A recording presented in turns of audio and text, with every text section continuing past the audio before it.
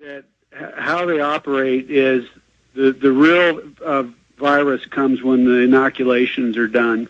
Mm-hmm. So why wouldn't they've already put us underneath this public emergency health, which gives executive powers. That's where we're at right now. If he wants to enact martial law, he has that ability. We've got the 3rd Infantry that's dedicated to the interior, and then they've got this deal coming up, that top-off deal coming up. Why wouldn't they just coordinate when they have the infrastructure and all the pieces in place? When is that? At the end of June, beginning Actually, of July? I believe it's the end of July into the beginning of August. I want to say July 27th to August 1st. And the reason why I say that is because I was watching Lou Dobbs, and he had one of those generic CNN reports on. The gal said, my sources are telling me that this will probably die off and resurface after the summer. Mm-hmm. Well, it's an interesting thing. Let's see. Yeah. I think we might be seeing just a psychological operation again to see how many people panic, how many people, wear the masks, how many people are willing to take the vaccinations now, and then maybe they've stepped their game up with a different type of flu pandemic, or maybe this one is it. I'm not sure. You had another point? Quick question. Just if you guys have a resource for how should people handle themselves if there is martial law or when there is martial law. Does Alex have a video resource, or do you, Jason? Not a video resource off the bat, but I'll tell you this: don't jump in the camp, don't get into the car. That's what your Second Amendment's for, man. Don't take the inoculation. Don't take the inoculation. Try to get a hold of your neighbors and communities, and don't go. If they want you in a school or they say this is a safe zone, it's probably not safe. I don't trust your government. That's dissent, and try to resort to violence. I'm not looking to resort to violence unless violence comes upon me. That's what this. Again, you have the right to defend yourself. That's all I'm going to say. Sure. And you do not have the right to be rounded up into a FEMA camp, whether they want to quarantine you or not. All right, I thank you for the call, sir.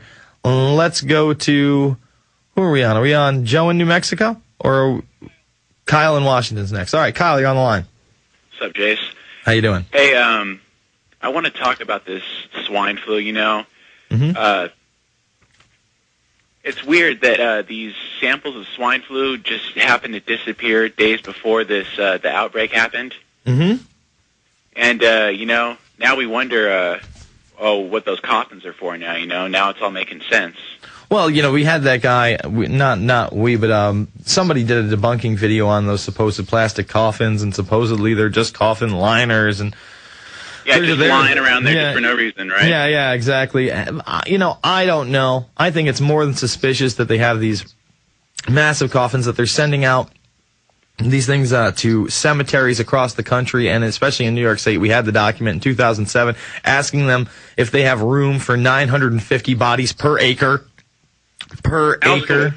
I also wanted to add, too, that, did you hear about David Kellerman, that he hung himself in his house? Now, is that one of those, bioengineers or microbiologists? A CFR for Freddie Mac? No, I had no. Wait, that's the guy that was found in the basement, and the call came in at 4:45? Yeah. I know that. Very suspicious. You remember Ken Lay? Like, he allegedly killed himself too. And we all know he's not dead. Well, we all know he's on an island somewhere. He apparently had a heart attack, but I will say this about Ken Lay. Even the New York Post, which is just a rag, I hate the New York Post, ran the cover story, check for the body, and showed Ken Lay's coffin. So that is a good question. What happened there? Kyle, I thank you for the call. Let's jump to Reese in Texas. Reese, you're on the line. Thanks, bud. Mm-hmm. Hey, I've been on the Alex Jones show a couple times, and I told him that I live less than 2 miles away from the school that's infected here in Schertz. Okay. Or Cibolo here in Texas. Mm-hmm. And as of yesterday, the San Antonio News was reporting there's been 12 people supposedly infected with this around my area. Mm-hmm. And my main question for you, because I couldn't get clarity on this on the Internet, because on the forums, was the World Health Organization apparently has us at a level 4. 5. Right? We're at pandemic level 5 right now. Okay, we are at 5. Yes, right now. Who to raise swine flu level to alert 5? This is presstv.ir. This is Tuesday, April 28th. I think that this was mid-afternoon, maybe right after the Alex Jones show, that Rob Dew came in here and gave this to me. Considering the rapidly increasing number of confirmed swine flu cases, WHO officials have decided to raise the pandemic alert level to phase 5. Swine influenza caused by type A influenza regularly leads to influenza outbreaks among pigs. The virus does not normally infect humans. The alert level was increased to 4 on Monday, and WHO officials now say they will be forced to declare a phase 5 alert soon. So I guess if they haven't declared it yet, they're planning on declaring it, and it's in the mainstream press overseas. Okay, so, obviously I'm concerned because we're basically at ground zero. So, Well, man, like I said, I would not take any kind of drug. Listen, they're about to, like I said, Obama just got $1.5 billion for whatever program they're coming up with to try to stop this pandemic. And again, if it's a massive, everybody come down to the community center, we'll just give everybody some pills, or, it'll be a little drink, or just a little shot, no, we need to do this to keep everybody safe. Don't take it. Just don't go. Yeah.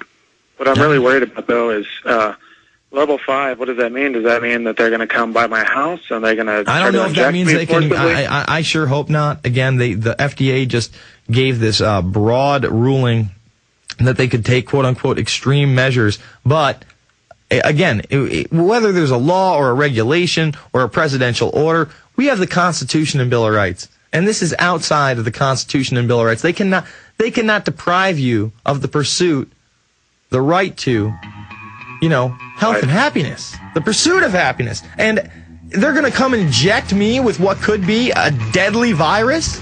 No, thank you, sir. I thank you for the call. We're going to come back. We're going to take more calls. The call line is 866-582-9933. I'm Jason Bermas. This is the Info Warrior. PrisonPlanet.tv, Infowars.com.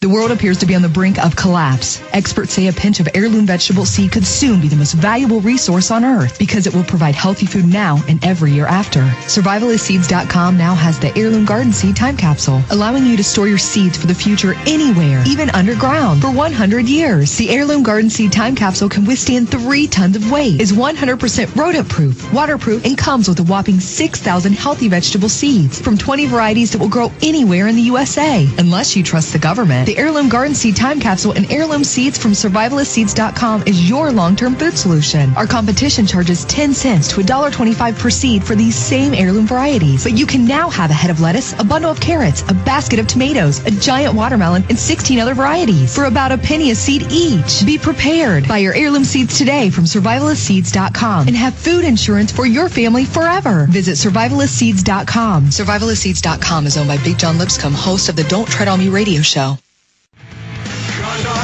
All right, folks, we are back. It's the Info Warrior with Jason Bermas. Before I keep going to your calls, I really want to make the point about this article that, and the article I'm talking about is this 9/11 conspiracy theories. The truth is out there, just not on the internet.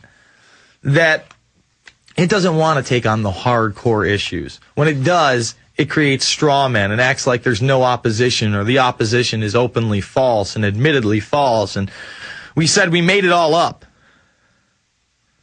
Dozens, perhaps hundreds of English language websites have sprung up specifically devoted to proselytizing for the 9/11 truth movement. Dozens. There were dozens in the first week. There were hundreds in the first year.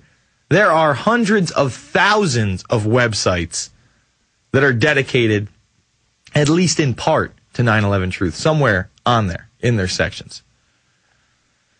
In addition, many independent or alternative media sites routinely replicate 9/11 conspiracy material uncritically. And many of these sites link to or cite each other. Sites endorsing 9/11 conspiracy theories and those subscribing to them in passing far outnumber sites devoted to debunking or refuting such theories. Yeah, because you only have 2 or 3 sites. And they do a piss poor job. Do you think the author of this, who is it, David Aronovich, would ever debate me? No. I would own his ass.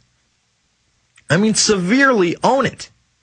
I would have him stammering and guffawing and being like, oh, yes, you're a Holocaust denier, Jason. Oh, I'm supposed that's the Plutonians talking from the planet Neptar, right? You obviously believe in little green men.